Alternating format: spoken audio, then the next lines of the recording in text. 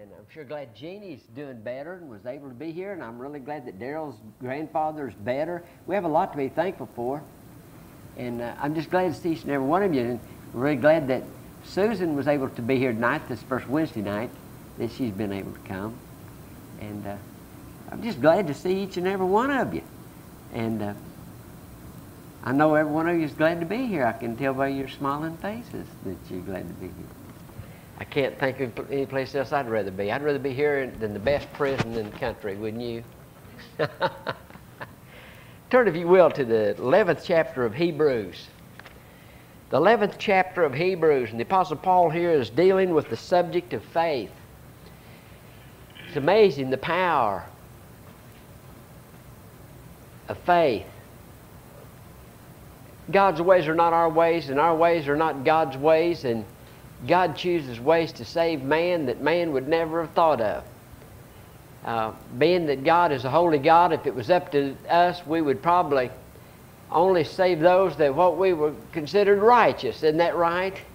Isn't it easy to love good people?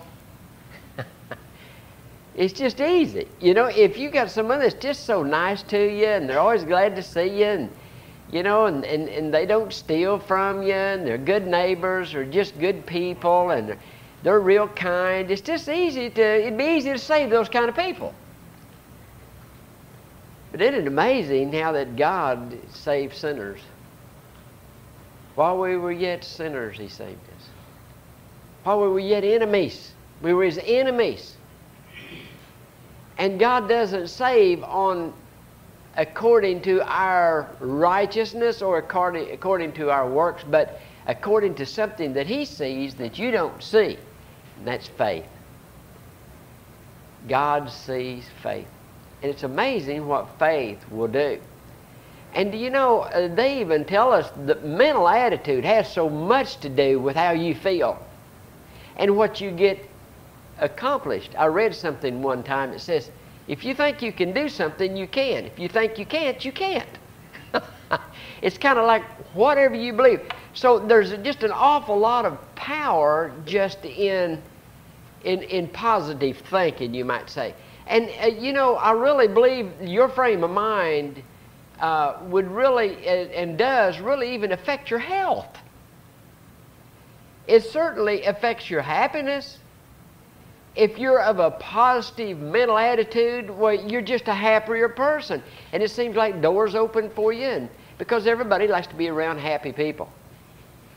But the Apostle Paul says that we aren't saved by a positive mental attitude. We're saved by something that God imparts. And what He imparts is what's called faith. How many realize it isn't even your faith? It isn't even your faith. We're saved by grace through faith, but it isn't your faith. It's something He has to give you. For by grace are you saved through faith, and that not of yourselves, but is a gift of God. Not of works, lest any man should boast. Now, is there power in faith? Let me see the hands of those that believe that there's power in faith. Let me see the hands of those that believe there isn't power in faith. Well, some people don't have an opinion one way or the other. Well, let me give you an illustration. We'll see if there's power in faith.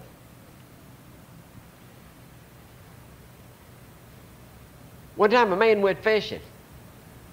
And he was fishing in a lake, and he wasn't familiar with the lake, and he left early in the morning, and there was a lot of fingers to the lake. There was a lot of coves, and he was following a map, and someone told him where to fish, and he was on this lake, and it was a lake that he didn't know, and he goes and goes and goes in his boat, and it's foggy, and he finally finds the cove, and he goes back in there, and he fishes, and he loses the map, and he comes out, and he thinks, now wait a minute.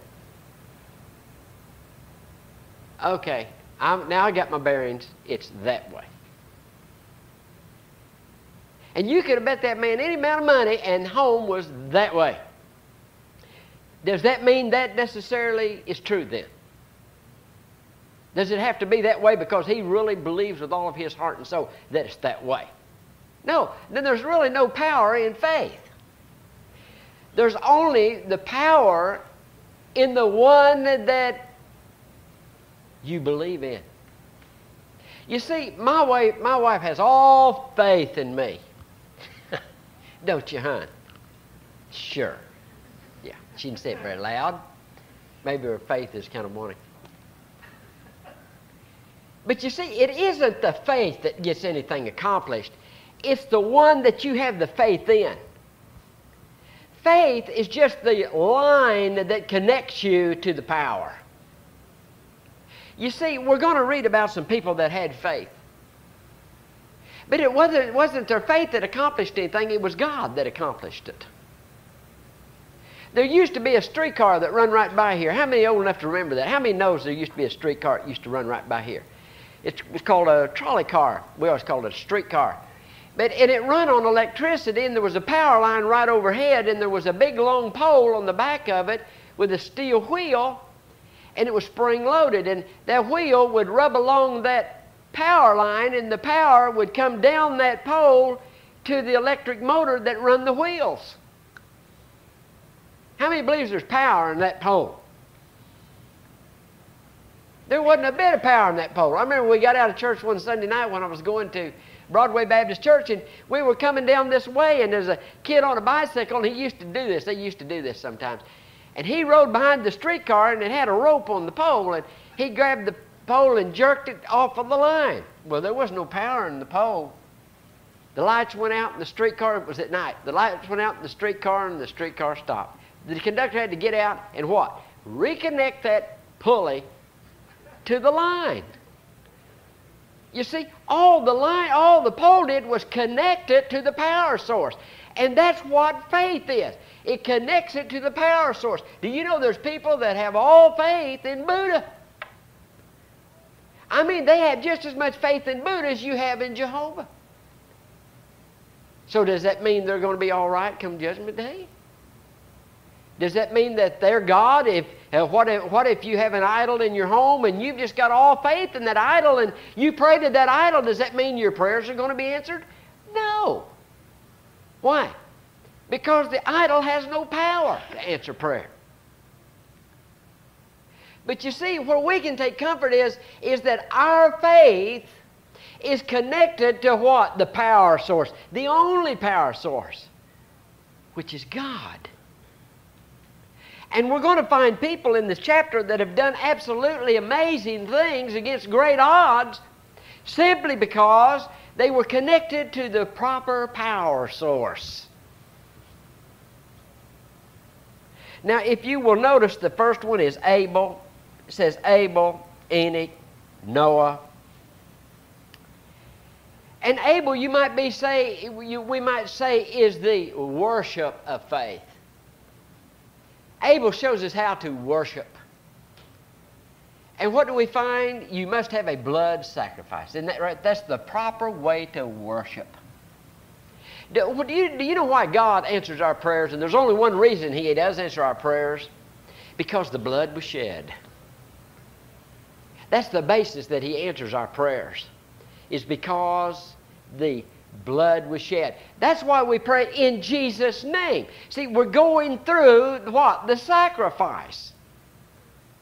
So Abel shows us the way to worship. Now Enoch shows us the walk of faith. Noah shows us the obedience of faith.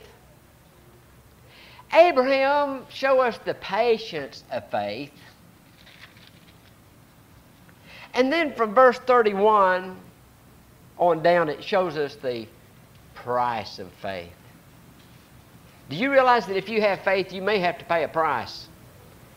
We find that a lot of people in there suffered great persecution. That's the price of faith.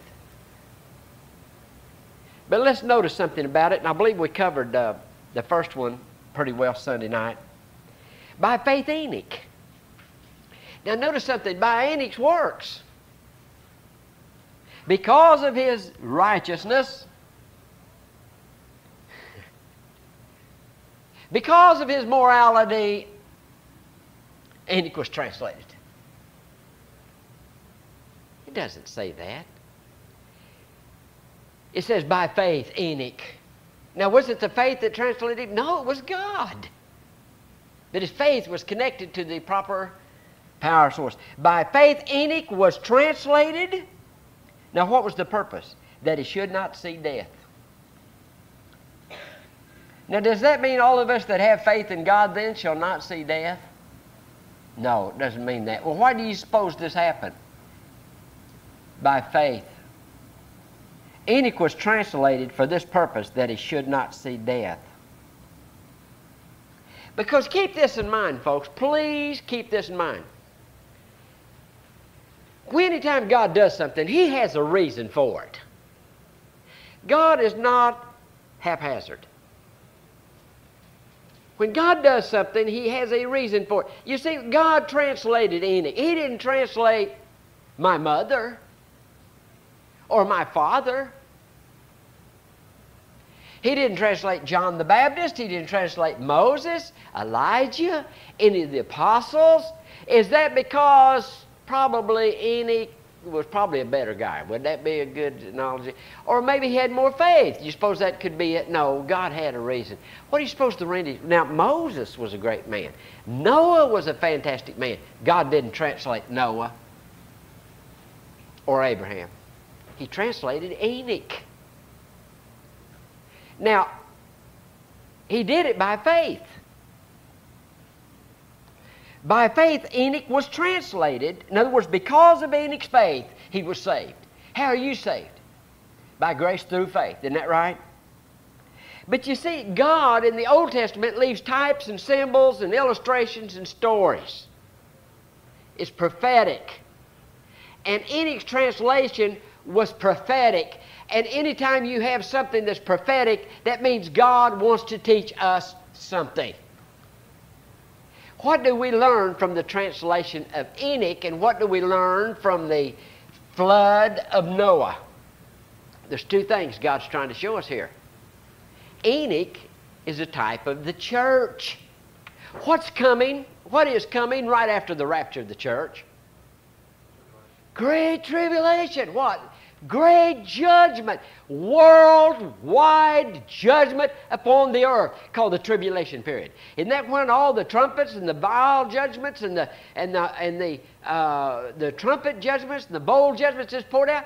Worldwide. Okay, what was Noah's day? The flood, was that a worldwide judgment? Yes, it was. Enoch is a type of the church that shall be raptured out.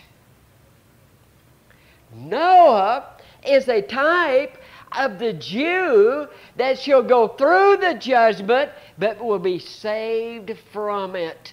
How was Noah saved from the flood? By the ark. What is the ark a type of? It certainly is. Not something, someone. Christ. Christ, the ark is a type of Christ. Christ is the antitype of the ark. What about the door and the side? It's a type of Christ. The Jew will go through the tribulation, but he will be protected and right above the judgment. Why? Because Christ will protect them. You say, what's this got to do with faith? I don't know. I just thought of that, and I thought that was really interesting, and I feel like you need to know that. By faith, Enoch was translated that he should not see death. And in other words, because of his faith, God used Enoch to teach us something. That there's going to be a rapture.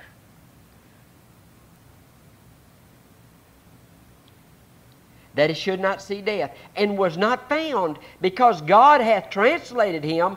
For before his translation, he had this testimony that he pleased God. He pleased God. How did he please him? By believing him. That's the only way you can please God. You can't please him by your works. Enoch walked with God. Now, when we say Enoch walked with God, we're not talking about Enoch walked with God up in heaven. He walked with God here on earth. And listen, how Enoch must have been hated. He must have been a very hated, rejected, despised man. Why? Because darkness hates light. And Enoch was so godly. And Enoch, now listen folks, let me tell you something. We're always hearing about peer pressure. We're talking about how hard it is on our kids in school because of peer pressure. You don't have any idea what peer pressure is. The whole world, God looked down and says that their heart and their was on evil continually. The whole world was lost. The whole world was abominable. And here we had a man that walked with God that was called righteous. He was a light in a dark in a dark world. He was a light shining into darkness. And you know he had to be hated. But what happens when people continually reject the light? God will turn the light off. God will just give you light so long. You can reject the light so long, then God will withdraw the light. Enoch walked with God in a dark, evil world, folks, for 300 years. Finally, God said, that's enough. You reject the light. And he took him.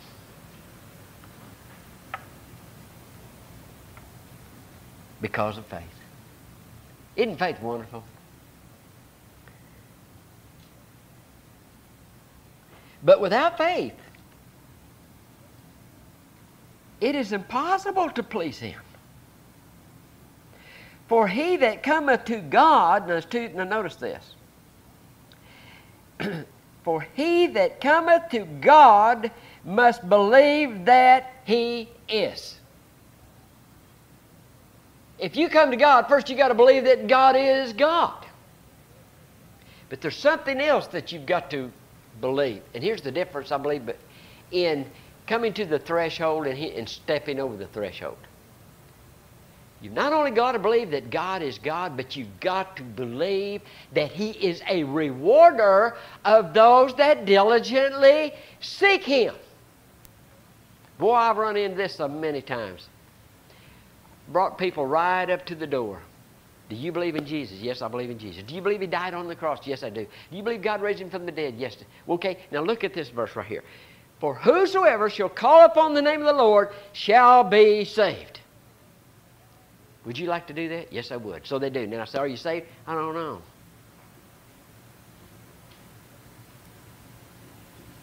Then what point has failed? They didn't please God. And why didn't they?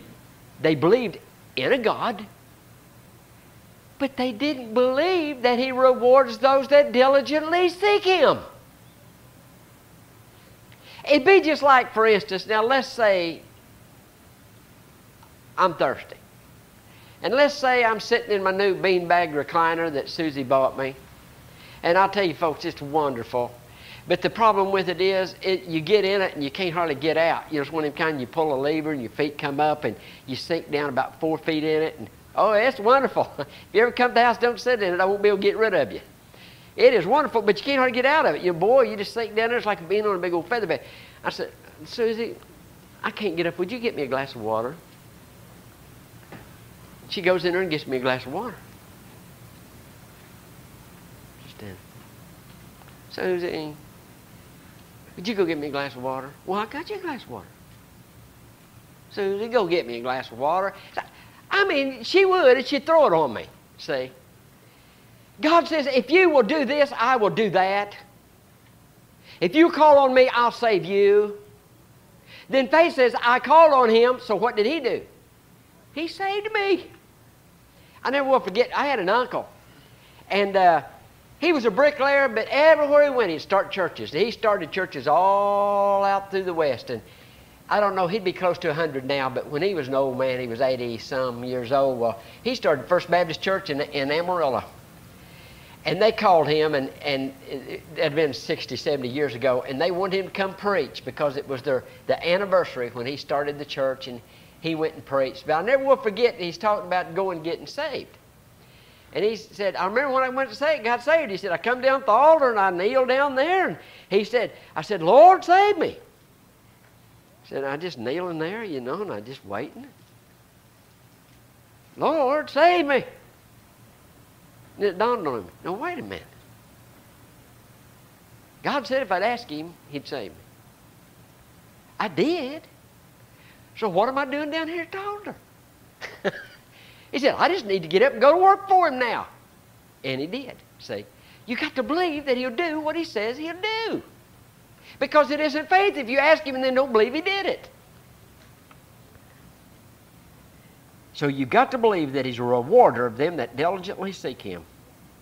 See, that's the reason I really have problems when people say, you say, are you saved? Oh, I hope so. Are you saved? I think so. Are you saved? Well, I used to be. You know, well, there's something wrong, folks. There's just really something wrong, and guess what? It ain't on God's side. It's lack of faith. And guess what that kind of faith don't do? It don't please God. Because it isn't faith at all. True living faith believes God, takes him at his word. You remember the Jews asked him, they said, what good thing can we do that we might be saved? And you remember what Jesus said? Believe on him. No, let me repeat. Believe on him who he hath sent. People don't want to do that. Now, by faith, Noah, being warned of God of things not yet seen. Do you think he really believed God? I kind of believe he did. If I didn't know anything else about him, by reading just a little bit more here, he moved with fear. Boy, he believed God, didn't he?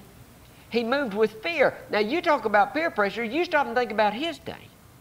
Okay, he prepared an ark to the saving of his house, by the which he condemned the world and became heir of the righteousness which is by faith.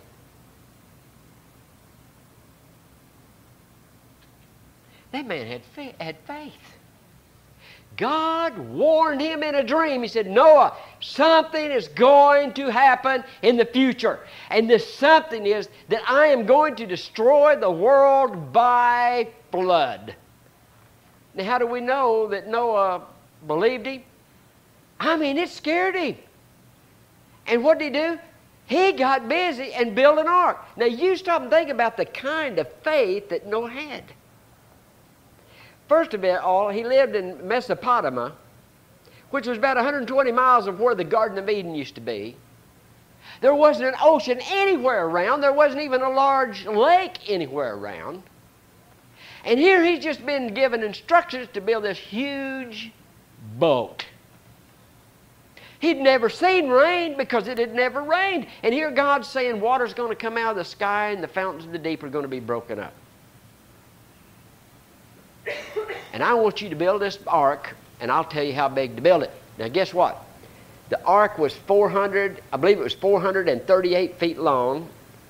It was 73 feet wide and 44 feet tall. And did you know, what would you call them? Engineers. Naval engineers today that build ships will tell you that is the perfect dimensions. They said that those dimensions would build you the most stable boat that you could build. That length, that width, and that height would be an unsinkable ship. Now, it didn't have a rudder, it didn't have sails, because it didn't have to move or navigate. All it had to do was just set in the water like a bobber. But it was built in such a way, God designed it, it wouldn't tip over, no matter how violent the storm and the flood. Now here Noah is, he's telling his family the next morning when they come down to breakfast. Well, he didn't have his sons yet, so he tells his wife, Miss Noah, I got to build this boat. A boat? Yeah, it needs to be 3 times as long as the football field. Almost as wide as the football field. It needs to be 44 cubits tall. And it's got to have 3 floors. Okay. What are you going to do with it? I don't know what I'm going to do. But God told me to build it. Now, can you imagine when Noah, they said the greatest demonstration of faith that has ever been was when Noah chopped down the first gopher tree. That said to the world, I believe God. Even though it has never rained, even though there's no oceans, even though there's no lakes, we're here on dry ground. We've never seen anything like this. When he chopped that tree down, it was a sermon to the world. God is going to send a flood. And I believe him. And Noah began building the ark. He was 120 years building the ark. And you see, he was 500 years old when his sons were born. He didn't even have any help for a long time. And I imagine when his sons got old enough to help him, all the neighborhood kids said, oh, well, see, now your daddy's the crazy guy. The guy building that big box. And Noah built the ark. And guess what? He said he was a preacher of righteousness. Now, you talk about discouraging. It's bad enough not having your kinfolk. See, and Noah had a lot of brothers and sisters. He had a lot of cousins. He had uncles. He had kinfolk. And none of them believed him. They all thought he was crazy. Would that hurt you? Are you sometimes hurt when you feel like that your family don't understand you? They misunderstand you. They put you down. Imagine how Noah felt all those years. And then how would you like to be Noah, and when the day's over and you're through chopping and you're through planing, you're through building, then you go downtown and stand on the street corner and you preach for every night for 120 years there's going to be a flood, and everybody in the audience is calling you crazy. How would you like to preach 120 years and not have one convert? You see, what Paul's trying to do here is show you the accomplishments of faith. What faith is. So that we can recognize people without faith. You see, faith does something. If you have faith, you have total confidence in God. Faith changes the way you look at things. Faith changes the way you live, the way you act. And then when people say they get saved and nothing changes, they don't have faith. You see, the reason the Apostle Paul are listing all these people is so that you'll know the real from the counterfeit. When people claim to get saved and their life doesn't change, they don't have the kind of faith that pleases God. They have what's called dead faith. And he goes through here and he lists all these people and shows us what faith does. Now, if I understand what faith does, then I can understand the importance of faith. If I can see how faith saved Noah, then I'm thinking I better have the same thing he had. If I can look at any of these heroes of faith, and I can look at them and say, no, wait a minute. I don't do this, and I wouldn't do this. There's no way if God told me to build an ark that I would build an ark. There's no way if God told me to tie boards to my arms and flap them and I could fly over the moon, there's no way I'd do that. Especially I wouldn't run an ad in the paper and announce to everybody, come out because I'm going to take off next Tuesday morning.